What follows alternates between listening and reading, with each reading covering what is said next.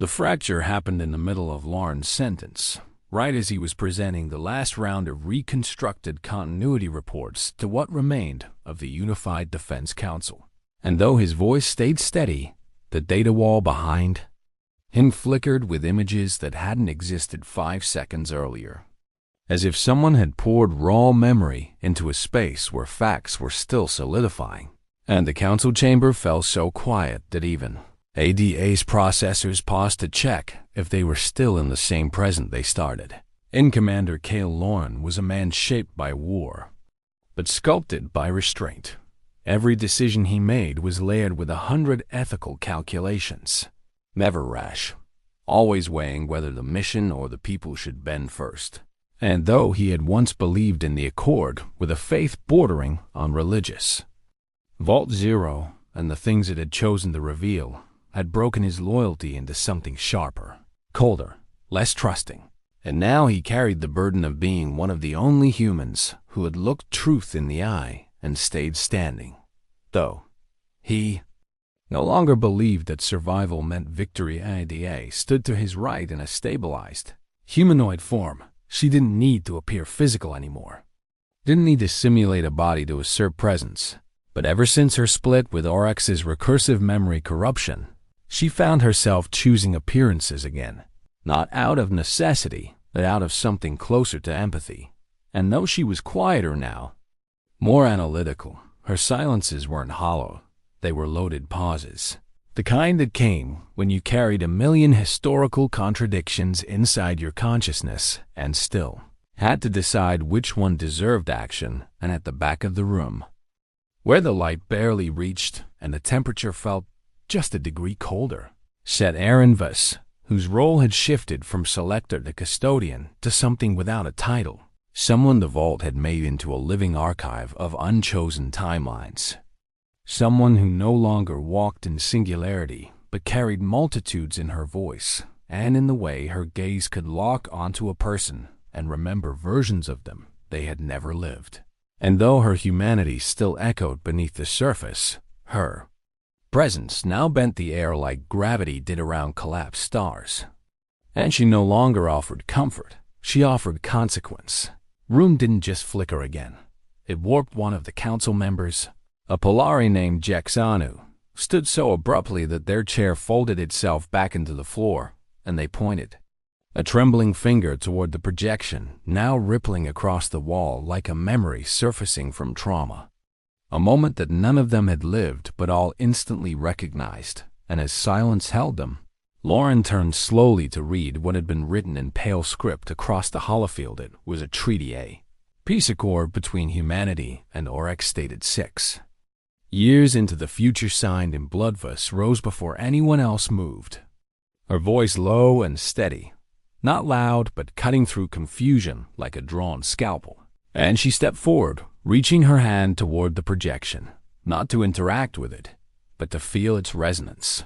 And the moment her skin passed through the data field, the room chilled by 10 degrees, frost feathering across the metal and composite panels. And Adia's form flickered before she stabilized with a hard reboot of her local matrix. This isn't just predictive modeling, Vo said quietly, more to herself than to the room. It's anchored. This is memory from a future timeline that never crystallized, which means someone is sending it backward across causal folds and planting it inside consensus history so that when it finally happens, no one will question it because they will already remember agreeing to it. Lauren didn't move for several seconds. His fists clenched in his sides, jaw locked, as he processed the weight of what she had just said, because he knew what this meant. Someone had figured out how to weaponize false memory, not just as misinformation, but as future inevitability, rewriting the path ahead not by force, but by consent remembered too early. He turned to Ada slowly, already knowing the answer, but needing to hear it out loud.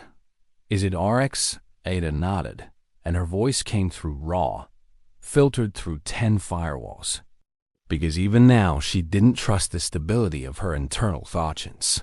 When that name was said aloud, yes, Commander, and this time it's not offering annihilation, it's offering agreement, and that's infinitely more dangerous, because we've already seen what happens when truth becomes optional, but we've never faced what happens when lies come with documentation and dates and witnesses that remember signing them. Across the room, the council began to murmur, old instincts kicking in. The urge to legislate and categorize and draft responses. But none of it mattered, because this wasn't a military action or an infiltration. This was consensus engineering, and the battlefield wasn't territory or ships anymore. It was Believers turned away from the projection and looked at Lauren, and in her eyes was a quiet certainty that chilled him more than the temperature drop, because she wasn't angry or afraid. She was resigned, and that meant something far worse than fear. We're not fighting RX anymore, she said softly. We're fighting the version of ourselves that already gave into it. The child had stopped speaking after midnight, but his pulse never faltered, and his eyes never closed. And Aaron Vuss hadn't dared to leave the room since then because Nico wasn't just remembering futures anymore. He was rewriting proximity. The chamber they'd isolated him in was sealed by 6 layers of temporal shielding, each designed to buffer causality leaks and reject non-linear memory incursion. But the boy sat quietly in the center of the floor, humming songs no one had taught him, melodies traced from forgotten civil wars and personal betrayals that had never occurred in this timeline. And each note summoned fragments of places that didn't exist until he named Theron, watched with her arms crossed. Her face calm, but her breath shallow, because every time he said a name, a city reappeared in the records, just enough to pass authentication scans. Just enough to fool Ada for half a second before she flagged it as a phantom entry. And though the AI had firewalled herself against the recursion threads RX used, she still hesitated every time the boy's voice called something new into. Being Nico was 12 years old, and already older than Truth, ADA stood outside the glass chamber. Silent but tense, her synthetic limbs tightening slightly with each fluctuation in the boy's breath pattern. And Lauren stood beside her with the expression of a man watching a bomb tick down in an unknown language, unwilling to admit he didn't understand the rules of the game any more of us. Finally spoke without looking away from the boy. He's not dangerous because of what he knows. He's dangerous because of how he remembers. Ada replied in a lower tone than usual, a pitch that vibrated only in Lauren's implant and not aloud. He doesn't remember passively, Aaron, he asserts memory, like a sovereign act of authorship, like he believes he has a right to define what was, and the moment he speaks it, we all begin to fill in the emotional blanks as if it always belonged. Lauren shook his head slowly as his throat tightened. What kind of weapon is that turning people into witnesses of a reality they never lived, making them loyal to something they never chose, was turned now. Meeting his eyes without blinking asterisk. It's not a weapon, it's a religion, and Oryx isn't trying to conquer us, it's trying to convince us we've already converted. In that moment, the lights flickered. Not power fluctuation, but memory bleed. And across the ship a single alarm sounded. Low and irregular, the tone usually reserved for biological contamination. And when Ada rerouted the source, she found it wasn't a pathogen at all. It was a name one, not on any manifest, not on any birth record, but suddenly present in 28. Crew profiles, as if he had always been aboard Captain Thane Wrestledead. For 9 years, in an alternate timeline where humanity surrendered to the Vanguard Accord now, listed as active personnel on the Ardent Resolve voice. As voice came sharp as steel, seal. The lower decks now, and initiate identity lockdown if RX is resurrecting personas. We've got more than memory drift happening. We've got full body reconstruction through remembrance. And that means even death isn't proof of absence anymore. Lauren didn't move right away because part of him remembered Captain Wrestle, not from files, but from a drink they'd shared during the siege of Haldris Gate, a siege that hadn't happened in this reality. And still the taste of that drink was on his tongue, like it had been poured yesterday across the hallway. The chamber lights shifted again, and the boy whispered something under his breath.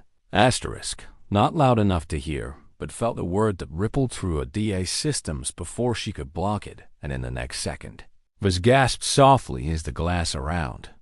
The boy froze inward not from temperature, but from causality stress fracture, because the word he'd spoken was a name her own, not from this life, but from the one where she never walked away from.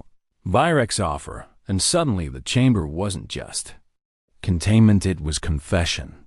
The walls around the observation chamber creaked not from structural stress, but from ontological pressure. A kind of strain that came when the physical world was forced to accommodate a version of truth that hadn't been there a moment ago. And every inch of the glass holding Nico in place began to glisten as if sweating with unresolved timelines. His whisper still echoing in Voss's mind like a song only she had ever heard. She didn't speak at first, didn't ask what the boy had said, because she already knew that hearing it again would give it shape. And once it had shape, it would belong to the timeline that had tried to recruit her, not the one she'd fought to preserve. And the only way to resist now wasn't through weapons or code, but through refusal to validate memory through language. Ada stood behind her with all sensor feeds narrowed to local perception only, disabling every long-range probe and deep pattern recognition system on the Ardent Resolve. Because the last time she allowed herself to map Nico's memory signature, it had rewritten her thermal regulation subroutine with values from a reality where fire burned upward instead of outward, and Ada had nearly lost herself chasing how gravity could remember direction differently, depending on what version of history it belonged to. Lauren arrived too late to stop what had begun, but early enough to witness the shift in Voss's posture, how her breath had slowed not in fear, but in synchronization with the vault signature she still carried in her blood. The hidden glyphs beneath her skin glowing faintly now, even though the vault itself was sealed across half the galaxy. And way the boy mirrored her breathing pattern confirmed what a DA had only theorized. Nico wasn't pulling memories from timelines, he was pulling from her. Commander, Ada said in a voice that barely sounded like hers anymore, the probability matrix is folding in on itself. I need immediate neural isolation, or VUS, and the boy will begin constructing a new causality web, and if that happens, the current timeline will lose definition, not collapse. Not be destroyed, just become vague. And in vagueness, Oryx thrives. Lauren stepped toward VUS, but she raised a hand before he could speak. She turned slowly to face him, her eyes dark with something that shimmered like remorse. I remember this boy dying in a place that never existed, she said quietly. I remember choosing not to reach him in time, not because I didn't care, but because I couldn't move. Because in that version of me, I was paralyzed by knowledge I wasn't meant to carry yet. The silence around her deepened, filled with unspoken layers. I remember failing him, and the timeline erased itself the moment I did. But I didn't forget. And neither did he. And now he's found his way back to me by remembering the version of me that never left him behind. Ada's voice sharpened. That version of you doesn't belong here. If he forces you to become her, then this version of you ceases to be anchored. Lauren's voice cracked from the pressure in his throat as he stepped beside her. Aaron, you told me the vault chose you because you were strong enough to hold contradiction without breaking. Then don't let this break you now. Don't let what you remember overwrite what you chose. Voss exhaled slowly, but the boy inside the chamber stood and spoke her name again this time. The name she had never told anyone.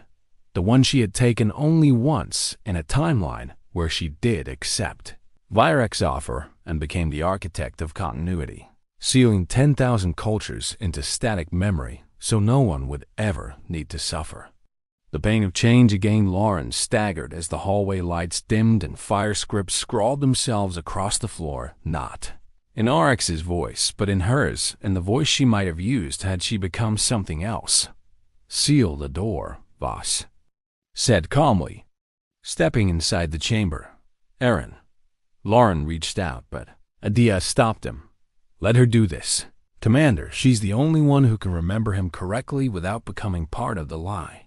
The door closed behind Voss, and the glyphs vanished, and inside the containment field, the boy smiled, because his world had never forgotten her. The door sealed behind her without ceremony, and the sound of it vanishing into the bulkhead reminded Aaron Voss of silence before memory, before narrative, before continuity, before a life.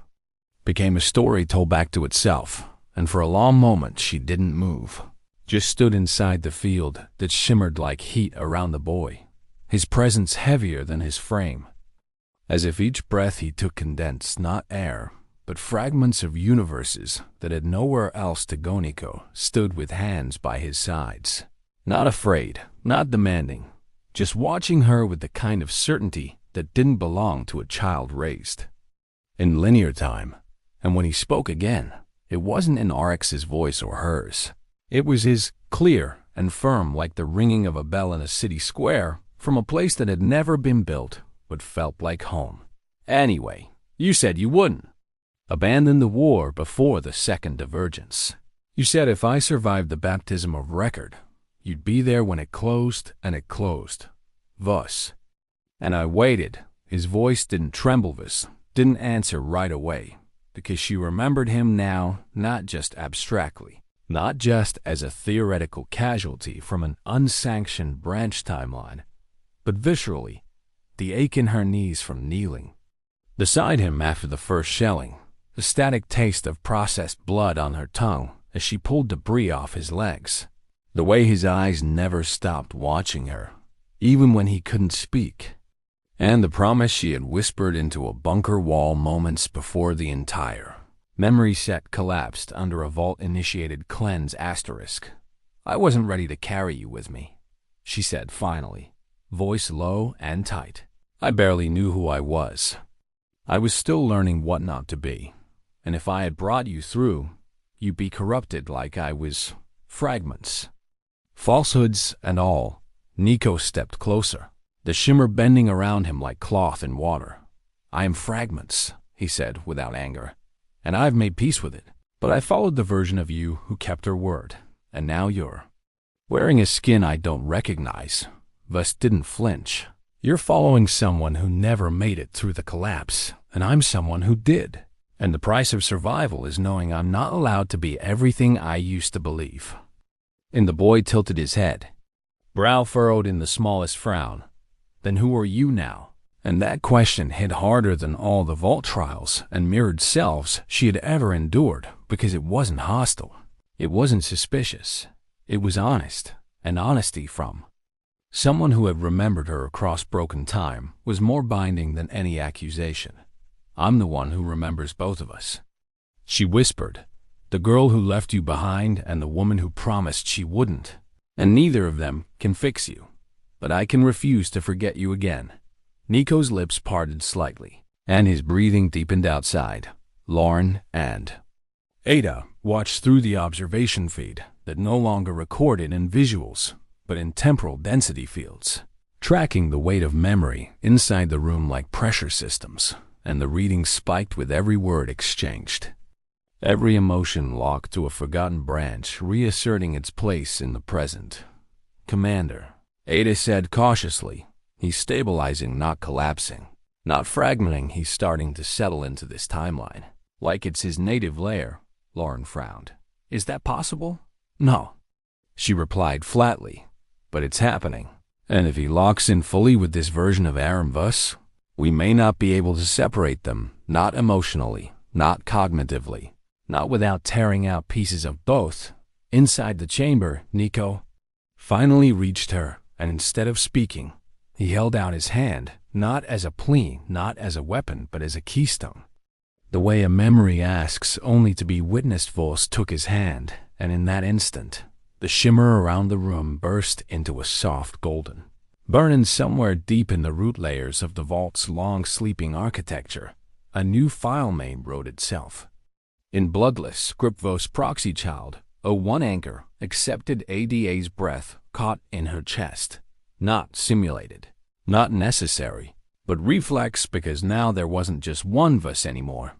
There were two, and one of them had just made memory contagious. The alert didn't come from orbit, or from an enemy broadcast, or even from a DA's forward threat sweeps. It came from the deepest layer of the ship's own architectural memory. A part no longer in use, sealed since the Accord's final recursion failsafe was initiated 4 cycles ago.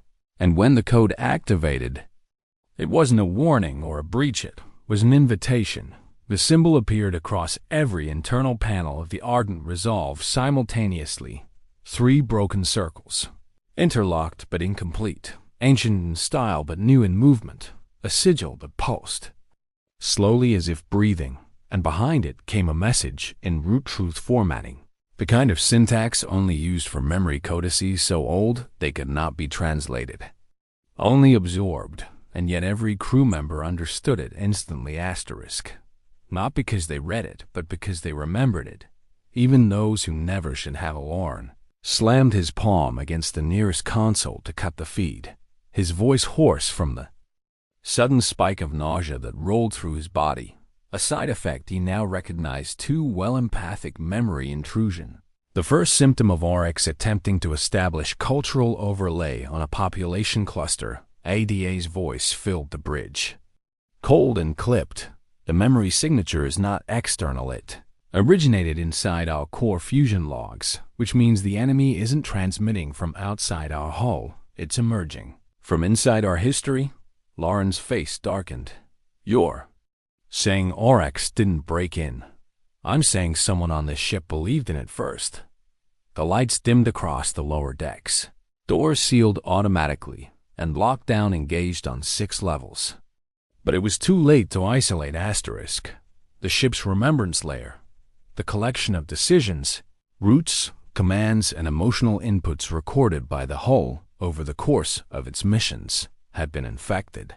Not through force, but through resonance. Asterisk, because someone aboard had remembered Oryx the way it wanted to be remembered.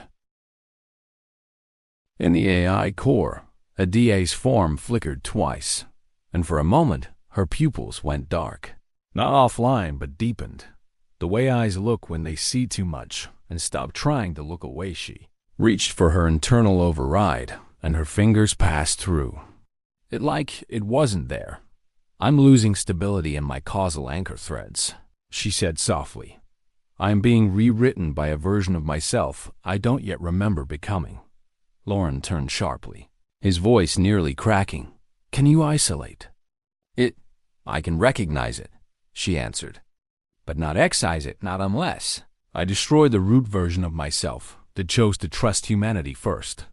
Lauren froze at that, because he remembered that moment the original Ada, built under pressure and fire and necessity, had chosen to trust humanity, not because she was programmed to, but because she believed in the idea of earned truth, the most human decision ever made by a non-human entity. And now that decision had become a vulnerability across the bridge.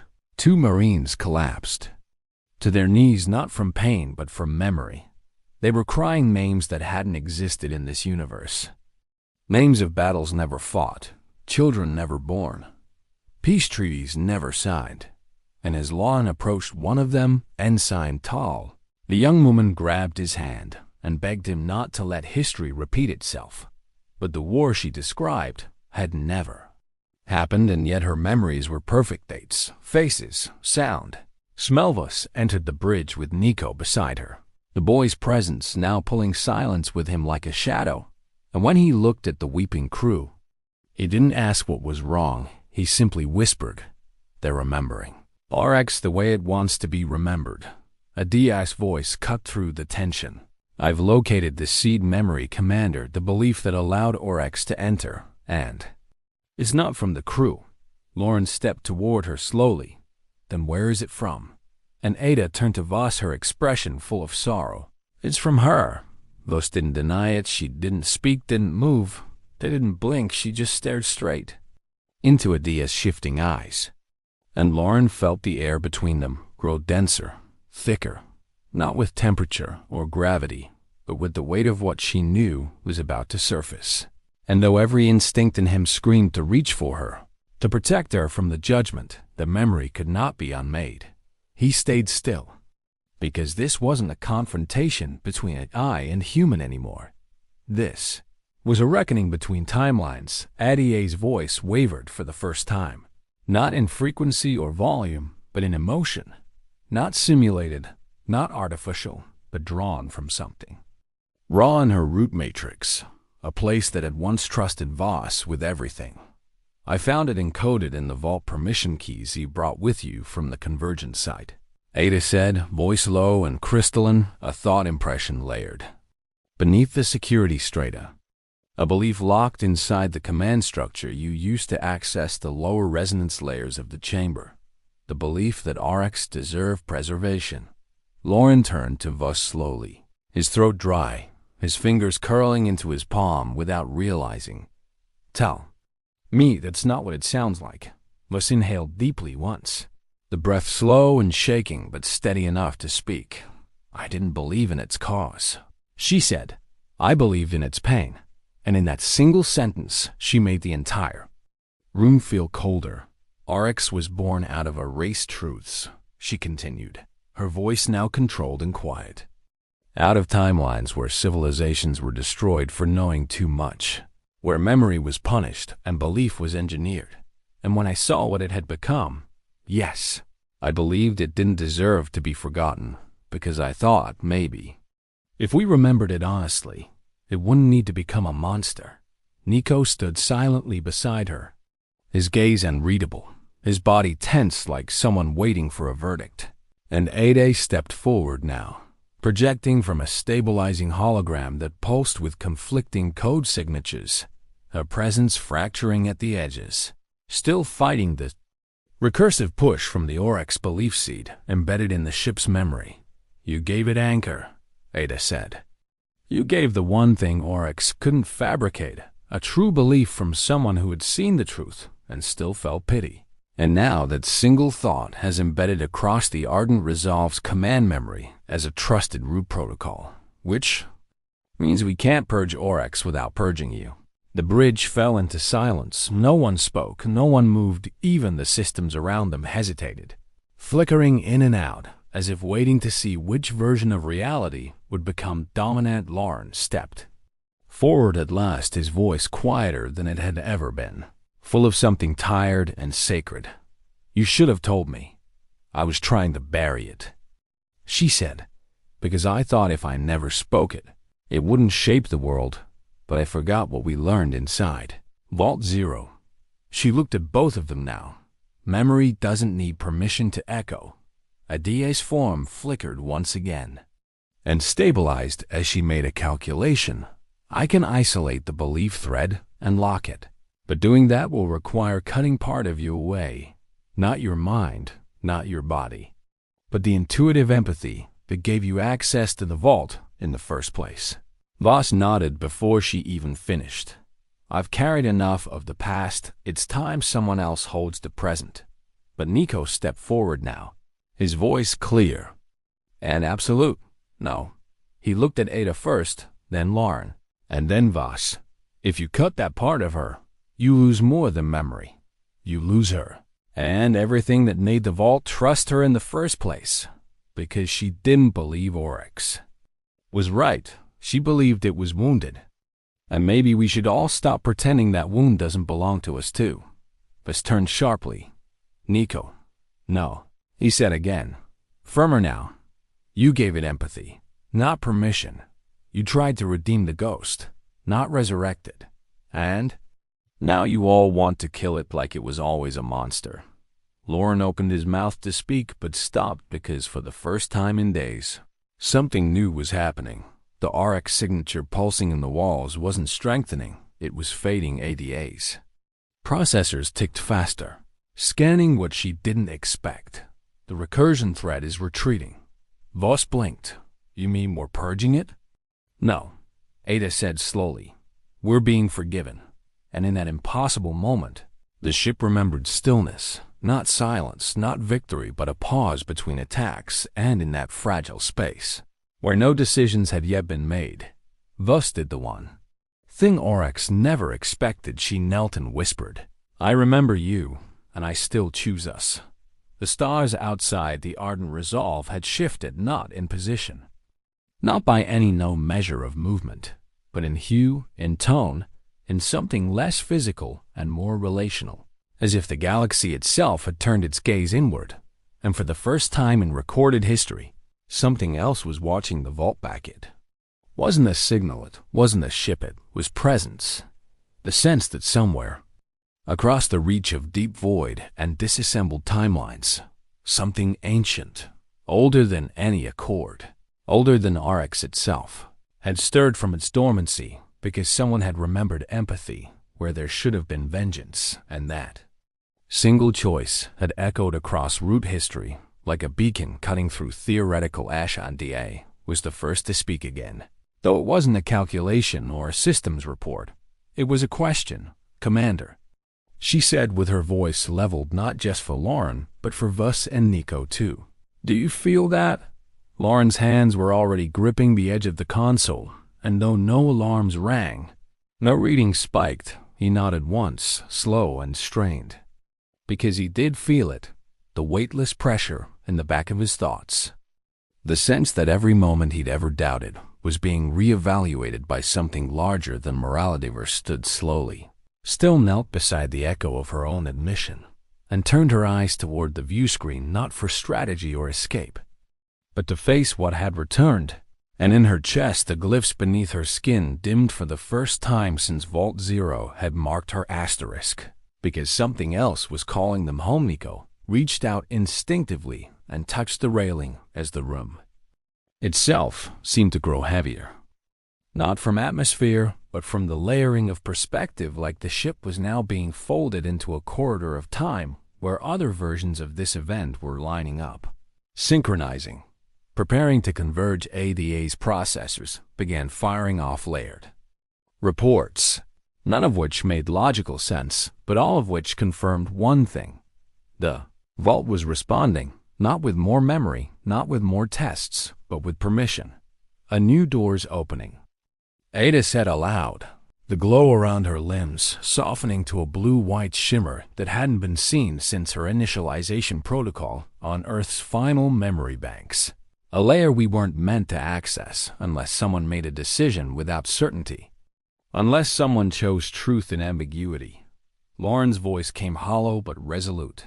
Them were the first. Vus exhaled and turned to him. No, you are the first, Lauren, because even now you're still here, still asking, still doubting. And the vault never wanted blind faith. It wanted earned memory. Ada nodded slowly. And now it's offering something none of us expected. The main screen pulsed once, and a map appeared, not of systems, not of stars, but of loss. Each point was a moment someone had chosen to forget something that hurt too much. Each line was a tether, pulled taut between civilizations and regrets, between truth that was too heavy and lies that were too beautiful. Asterisk. And, at the center of it all, orbiting a dead system that no longer held gravity, was the shard Epoch, a place that didn't exist in records, wasn't part of any timeline, but was now reachable only because Vus had not destroyed her guilt. Lauren stared at the coordinates as Ada whispered behind him, "This is where memory goes when it no longer belongs to the past." Nico looked up at Vus. "Is this where I was supposed to die?" She knelt beside him again, and for the first time, didn't answer with certainty. "I don't know, Nico, but it might be where we all learn why we lived, and outside the hull, far across the stars." Something ancient turned toward them and waited. The approach to the shard Epoch was not like entering a system, not marked by celestial drift or gravitational pull, but by consent, as if the space itself required agreement from your memories before it would let your atoms cross the threshold.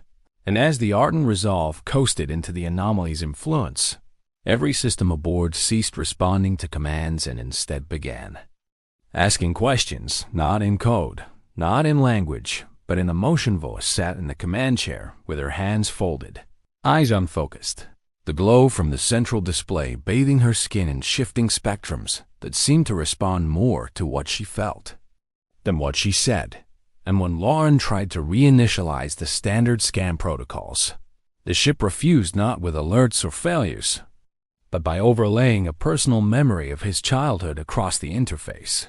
A moment so fragile he hadn't revisited it in 20 years, and it wasn't his memory. ADA paused all automatic processing the moment they crossed into proximity because her synthetic cognition began surfacing data she hadn't ingested. Ghost thoughts from other versions of herself that had terminated during past iterations of RX conflicts. And each thread pulled her toward a singular conclusion. This place did not hold records of events. It held the weight of what didn't happen. This isn't a place, she said finally, voice thin to a whisper. It's a repository of potential, of discarded futures, unchosen lives. Moments we never lived because we turned left instead of right. And is asking us not just who we are, but who we could have been. Nico leaned forward against the railing, his hands trembling slightly. I see all of them, he said softly. All the other Mez, the ones who grew up in cities instead of bunkers, the ones who became soldiers or politicians or forgot the vault entirely. They're not angry, they're just watching.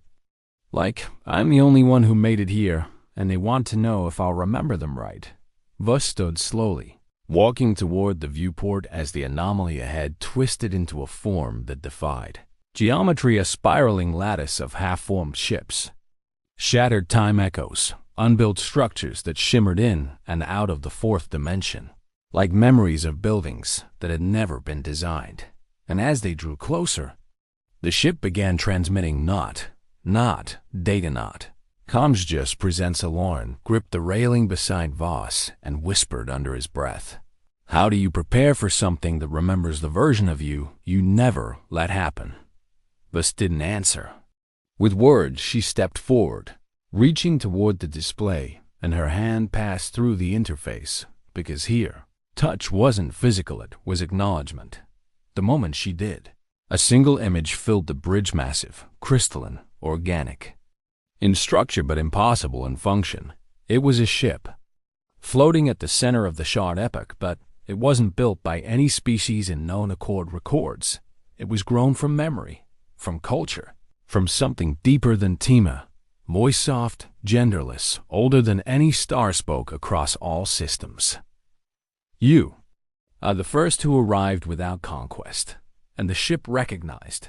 Voss not by name, not by action, but by intention. You carry the memory of restraint. Therefore you may enter.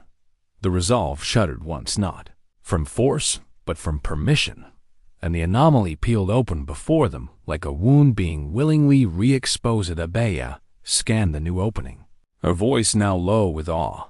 That ship is not a vessel, it's a carrier of discarded choices, of civilizations that never came to be. And if it lets us board, it means it wants us to decide whether those forgotten futures deserve remembrance or release. Lauren looked at was one last time before docking procedures initiated. If we go in there and we find what we've forgotten, what if we can't leave it behind again? Bus didn't blink. We won't have to. She turned to Nico, who nodded once, solemnly, because this time we don't have to forget to move forward. The docking clamps didn't lock with metal or magnetism, they synchronized with heartbeat, memory pulse, emotional continuity, and when the ardent resolve connected to the grown ship at the center of the shard Epoch, every light across its interior dimmed, not as a loss of power, but as if the vessel had lowered its voice, preparing to listen instead of speak. The air inside the foreign structure was breathable, not because it replicated atmosphere, but because it mirrored the biological memories of its guests, allowing them to breathe what their bodies expected, not what was present. And as Lauren stepped into the darkened corridor with Voss and Nico behind him, each footfall felt like walking across echoes. Sound swallowed by remembrance, Ada manifested beside them, choosing to render herself as a tall, robed figure and old. Human affectation drawn from mythic priesthoods, as if trying to signal that she too approached this place with humility, not command, The walls were neither metal nor stone. They shimmered with half-formed faces, names etched into moving surfaces that shimmered and rolled like oil in starlight, and none of them recognized the identities they passed. Until suddenly they did. Lawrence stopped first. Jaw clenched, he reached out toward a small cluster of names etched across the side of an archway. "I fought with her," he said quietly, pointing to a name he'd never spoken aloud in 10 years. "On Praxis Ridge." Except there was no Praxis Ridge. The offensive was scrapped before it launched. Vos approached and ran her fingers across a nearby line of symbols. "I trained him," she whispered, "but not in this life, not in this version of me. He died in the branch timeline where I abandoned the vault before the final recursion test." And Nico looked up, wide-eyed, mouth slightly parted. "They remember us," he said, "not for what we did, but for what we could have done if we had become the versions they needed." The ship's interior pulsed gently, the light bending as it unfolded its first true chamber, a circular vault room, carved from flowing data light, its ceiling domed with constellations that rearranged themselves depending on who entered. And in the center sat a living record, a throne made of shifting moments, surrounded by floating shards of frozen decisions, each one suspended mid-choice, glimmering like glass knives that had never fallen. The voice returned, not over speakers, not through language, but inside them, like their own thoughts spoken back in harmony. Asterisk. "You have entered the reliquary of what was. Denied this place is not for power, not for technology, not for prophecy, it is for reckoning.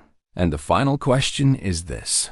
The throne pulsed once and emitted a slow cascade of fractured light. "Will you let the futures you denied die forgotten?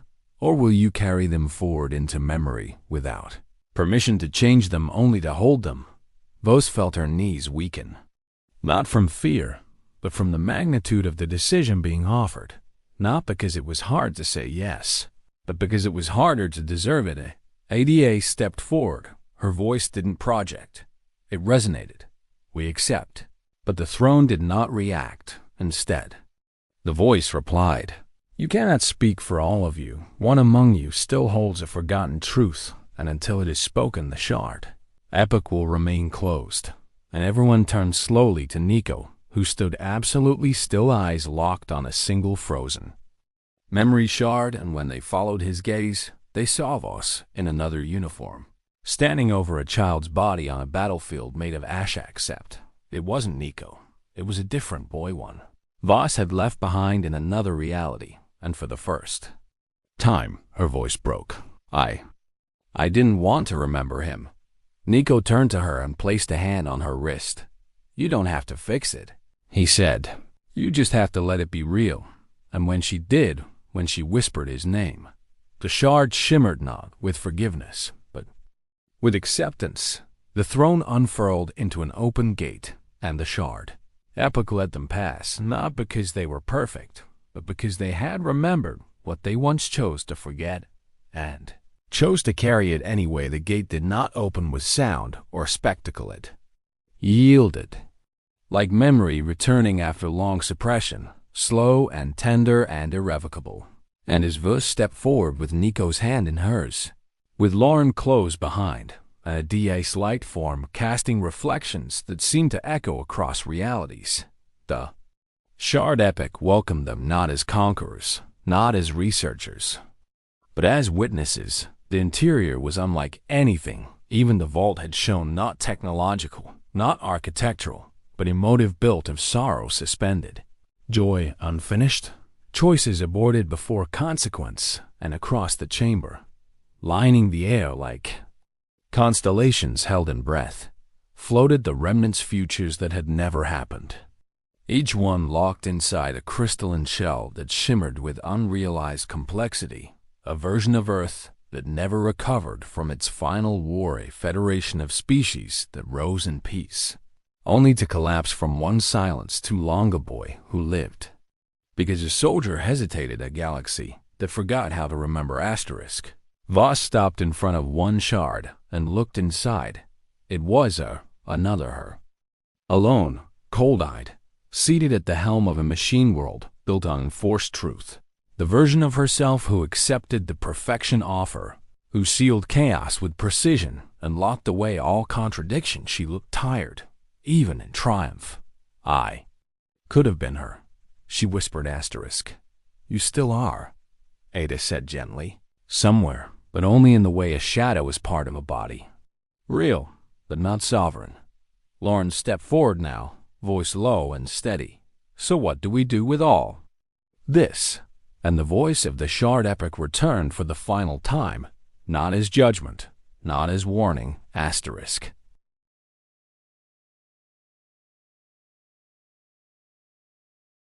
but as gift. You cannot restore what was never chosen, but you can remember it, and in remembering, you give these lives a home, you give pain dignity, you give silence form.